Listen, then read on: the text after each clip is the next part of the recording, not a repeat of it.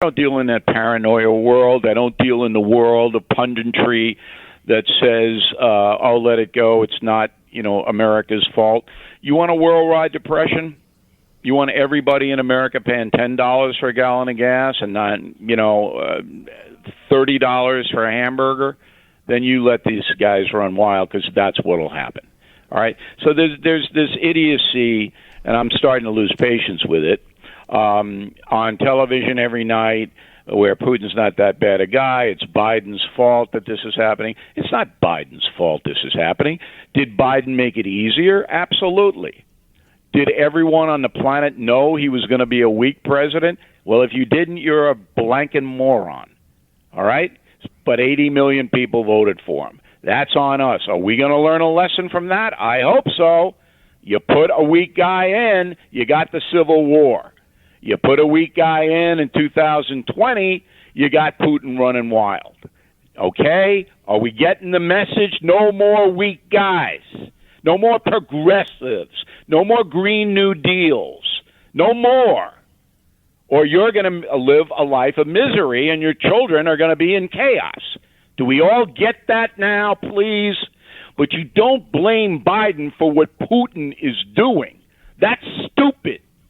You rally behind the country, United States, and you say, we're breaking Russia economically. We're sending a message to China right now. You are not going to destroy world order, because if you do that, every American gets hurt. You see the linkage? If you don't, you're a blanking moron. I hate to be so stark, Beck, but it's time for this kind of talk in this country. Americans made a tremendous mistake electing Joe Biden. If you are still defending your vote, you're stupid. Stupid. If you are behind the progressive movement, you're destructive. I don't want you in my house. Okay? It's over. They failed. Biden is a bad president. Unfortunately, he's the only one we have, and now we have to demand that he break Russia economically. That's what has to happen if Americans want to go back to normal lives, period.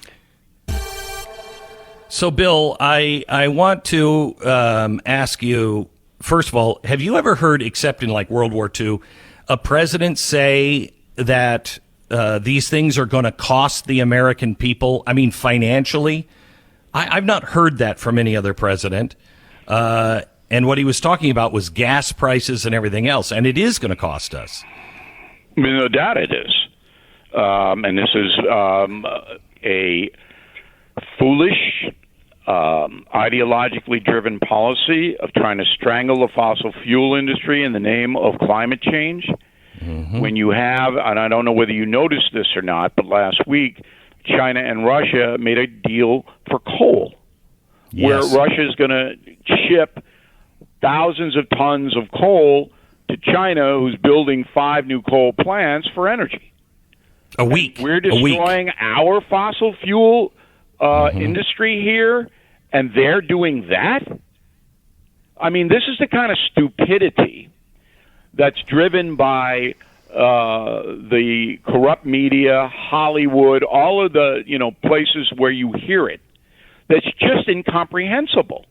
It's incomprehensible. I want a clean planet, but you don't destroy the infrastructure of your energy delivery system when people need to get to work and heat their homes because of some blanking theory.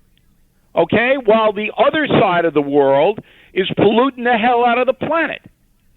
You don't do that. That's stupid. Again, I have to use that word. Okay?